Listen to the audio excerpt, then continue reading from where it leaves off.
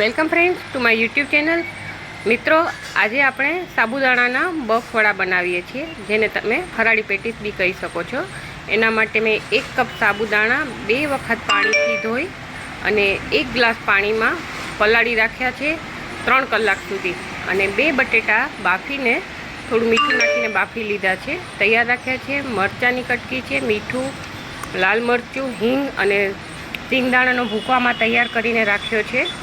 એના સિવાય તલ છે, લીંબુ છે અને થોડોક રાજગરાનો લોટ છે. ને આપણને એમાં સૌથી પહેલાં તૈયારી માટે આ સાબુદાણામાંથી આપણે વધારાનું પાણી છે એને નિતારી લઈશું. આ રીતે વધારાના પાણીને નિતારી લીધા પછી એ સાબુદાણાને આપણે એક મોટા પાત્રમાં લઈ લઈએ. હવે એમાં આપણે બટેકા જે આપણે બાફી રાખ્યા હતા એ ઉમેરી દઈશું. એમાં હું હવે 2 ચમચી રાજગરાનો લોટ નાખું છું.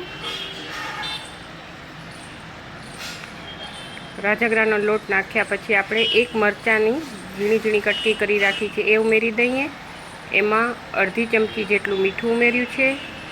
અડધી ચમચી લાલ મરચું હું ઉમેરું છું. થોડીક એમાં હું હિંગ પણ ઉમેરી દઉં છું. અને એમાં 2 ચમચી જેટલો સિંગદાણાનો પાવડર બનાવી રાખ્યો છે, સિંગદાણાનો ભૂકો, એ ઉમેરી દઉં છું.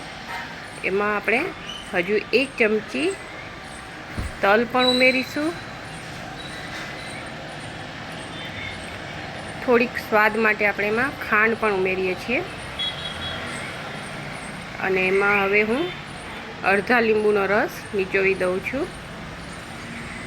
આ રીતે આપણી બધી સામગ્રી જે જોઈએ છે એને આપણે સારી રીતે હવે મિક્સ કરી દઈશું અને સરસ એનું મિશ્રણ બનાવી લઈશું. બહુ સરસ સારી રીતે મિશ્રણ બની ગયું છે. હવે આપણે હાથમાં થોડું તેલ લગાવીને એના નાના નાના ગોળ સાબુદાણા વડા બનાવી લઈશું. આ સાબુદાણા ખાવામાં બહુ ક્રિસ્પી અને સરસ લાગે છે.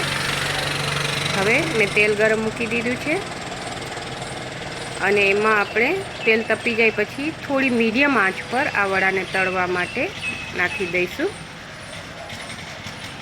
ફ્રેન્ડ્સ, તમને આ રેસીપી જરૂર બનાવજો અને મારો વિડીયો ગમે એને લાઈક કરજો, શેર કરજો અને મારી યુટ્યુબ ચેનલને સબસ્ક્રાઈબ પણ કરજો.